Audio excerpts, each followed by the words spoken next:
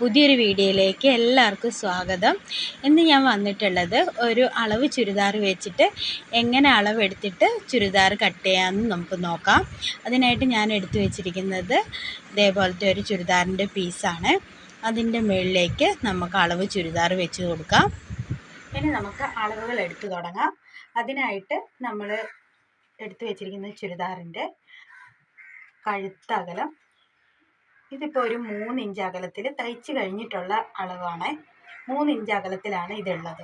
അപ്പോൾ നമുക്കൊരു 2.5 ഇഞ്ചിൽ അടയാളം കൊടുക്കാം. അത് തയ്ച്ച് കഴിയുമ്പോൾ ഈ അളവിലേക്ക് 3 ഇഞ്ചിലേക്ക് ആയിക്കോളും. അപ്പോൾ ഇത് 2.5 ഇഞ്ചിലേക്ക് നമ്മൾ ഇവിടെ അടയാളം കൊടുത്തു.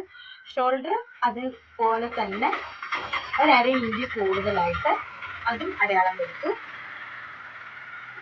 ഇവിടെ ഇങ്ങോട്ടേക്ക് താഴത്തേക്ക് കൈക്കുഴി ഈ അളവിൻ്റെ ഒരു 6.5 ഇഞ്ചോളമാണ് കൈക്കുഴി ഉള്ളത്. നമ്മൾ ഇതിനകത്തും ഒരു 6.5 ഇഞ്ച് താഴത്തേക്ക് കണ്ടിട്ട് അതും ഒരു അടയാളം കൊടുക്കും. ഇനി നമുക്ക് വണ്ണം അടയാളപ്പെടുത്തി കൊടുക്കാം. അളവിൻ്റെ ചുരിദാറിനെ കഴിഞ്ഞ് ഒരു 2 ഇഞ്ച് കൂട്ടിയിട്ടാണ് ഞാൻ വണ്ണം അടയാളപ്പെടുത്തി കൊടുക്കുന്നത്. അത് എല്ലാ സ്ഥലത്തും 2 ഇഞ്ച് കൂട്ടി അങ്ങ് താഴത്തോളം ഇങ്ങനെ ഒരു വര വരച്ച് അടയാളം കൊടുക്കുക.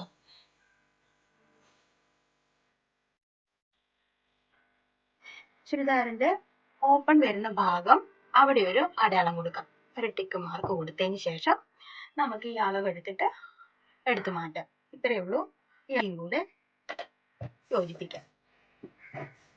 ഈ ഷോൾഡറിൻ്റെ ഇത് അവിടുന്ന് താഴത്തേക്ക് കഴുത്ത് ഇറക്കം എത്രയാണോ വേണ്ടത്, ഞാനിതൊരു 6 ഇഞ്ച് ഫ്രണ്ട് കഴുത്തിറക്കം എടുത്തിട്ടുണ്ട്. ഇങ്ങോട്ടേക്ക് ഒരു 2.5 ഇഞ്ച് അടയാളം കൊടുത്തിട്ട് ഇതൊരു ബോക്സ് പോലെയാക്കി അതിനൊരു റൗണ്ട് കഴുത്ത് എടുക്കുന്നുണ്ട്. ഇനി ഷോൾഡറിന് താഴെ 6.5 ഇഞ്ച് കൈക്കുഴി എടുത്തു. കൈക്കുഴിയിൽ നിന്ന് ഇവിടുന്ന് ഒരു 1.5 ഇഞ്ചോളം എടുത്തിട്ട് 1 ഇഞ്ചോളം എടുത്തിട്ട് ഇവിടെ ഒരു പോയിന്റ് കൊടുത്ത് കൈക്കുഴി നമ്മൾ ഇങ്ങനെ വരയ്ക്കുന്നുണ്ട്. അതിനുശേഷം രണ്ട് ബാക്കും ഫ്രണ്ടും എല്ലാം കട്ട് ചെയ്തതിന് ശേഷം മാത്രമാണ് നമ്മൾ ഫ്രണ്ട് കൈക്കുഴി പുറത്തുനിന്ന് മുറിച്ച് മുറിക്കാനായിട്ട് അതിങ്ങനെ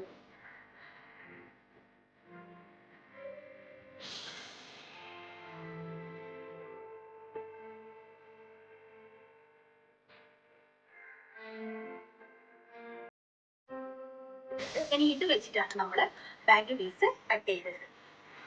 ഇതാണ് ബാക്ക് പീസ് ഇതാണ്.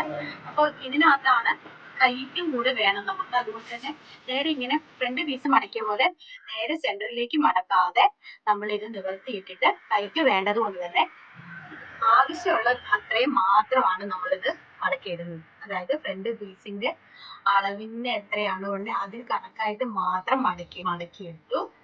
ഇനി ഇത് ഫ്രണ്ട് പീസ് ഇതിന്റെ മുകളിൽ വെച്ചിട്ട് ബാക്കി പീസ് നമുക്കിത് കട്ട് ചെയ്തെടുക്കാം. ഫ്രണ്ട് പീസിന് ഇങ്ങനെ ഒരു ഡിസൈൻ ഉള്ളത് കൊണ്ട് ഇതിന്റെ അടി മടക്കി അടിക്കേണ്ട ആവശ്യമില്ല. അപ്പോൾ അതിനനുസരിച്ച് ബാക്ക് പീസിൽ കുറച്ച് 1 ഇഞ്ചോളം അധികം ഇട്ടിട്ട് വേണം നമുക്ക് ബാക്ക് പീസ് മുറിച്ചെടുക്കാൻ. ബാക്കി എല്ലാ അളവുകളും കണക്ക് തന്നെ.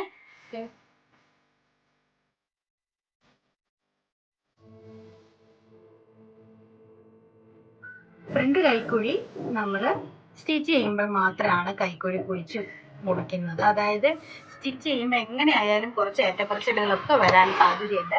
അപ്പോൾ ഇപ്പോഴേ അത് കൈക്കുഴി കുഴിച്ച് മുറിച്ചതിനെ കൊണ്ട് വലിയ കാര്യമില്ല. അപ്പോൾ ഇവിടെ നമുക്ക് ആ ഓപ്പൺ ഭാഗത്തെ ഒരു അടയാളവും കൂടെ കൊടുത്തു കഴിഞ്ഞാൽ നമ്മുടെ ഇവിടുത്തെ ഫ്രണ്ടും ബാക്കും കട്ടിങ് ഇവിടെ കഴിഞ്ഞിട്ടുണ്ട്. ഇനി ഈ ബാക്കി ബാലൻസ് ഈ തുണിയിൽ നിന്ന് നമുക്ക് കൈ മുറിച്ചെടുക്കാം.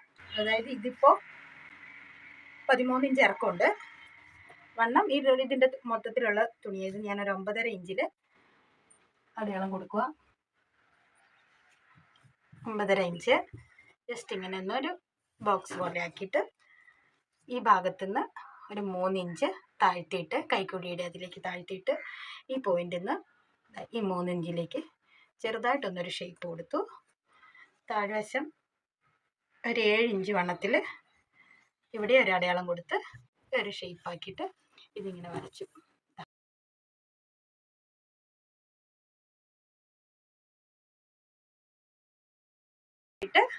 ആക്കിയിട്ട് എടുക്കാം. അപ്പോൾ കൈയുടെ കട്ടിങ്ങും കഴിഞ്ഞു.